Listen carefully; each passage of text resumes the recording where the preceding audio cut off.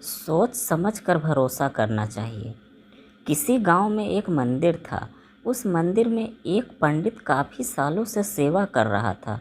हर दिन मंदिर की पूजा पाठ, साफ सफाई और अन्य काम पंडित करता था। अपना जीवन उसने भगवान की सेवा में समर्पण कर रखा था। फिर भी इस पंडित में धन को लेकर काफ़ी माया थी और इसीलिए वह बहुत कंजूस भी था। त्योहार या उत्सव के समय पंडित को लोगों से काफ़ी अच्छा दान मिलता। कई लोग उसे काफ़ी सारा पैसा भी देकर जाते थे। पंडित ने सालों से उसे मिलने वाला पैसा सोना चांदी एक पोटली में जमा कर रखा था। कंजूस पंडित इस पोटली को हमेशा अपने पास रखता था। गांव के लोग कंजूस पंडित के स्वभाव को और उसके पास रखी धन की पोटली के बारे में अच्छे से जानते थे। एक बार की बात है, गांव में एक चोर आया।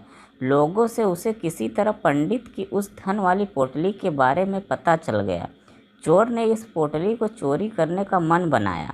उसने पंडित पर कई दिनों तक नज़र रखी, लेकिन उसे एक भी मौका नहीं मिला चुराने के लिए, क्योंकि पंडित एक पल के लिए भी उस पोटली को अपने से जुदा नहीं करता था। चोर हार मानने वाला नहीं था। उसने एक योजना बनाई।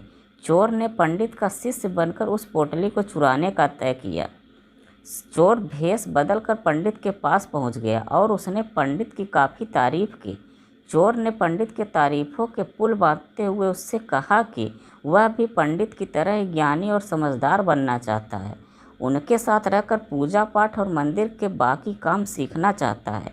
एक अनजान व्यक्ति के मुंह से अपनी इतनी ज़्यादा तारीफ सुनकर पंडित को बहुत अच्छा लगा और उसने उसे अपना शिष्य स्वीकार कर लिया।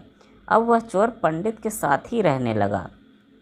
पंडित जहाँ भी जाता वह चोर भी उसके साथ जाता।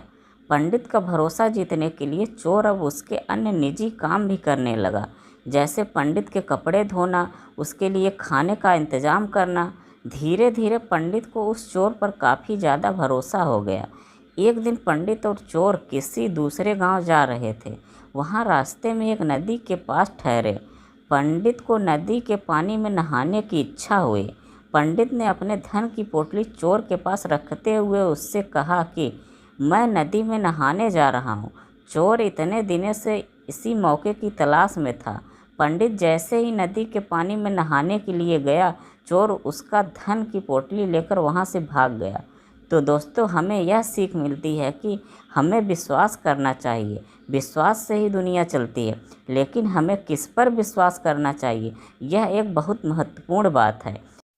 हम किसी ऐसे अनजान व्यक्ति पर बिल्कुल भरोसा नहीं कर सकते जिसे हम अच्छे से जानते न हो, जिसके बारे में हम और उसके भूतकाल के बारे में हमें ज़्यादा कुछ पता न हो।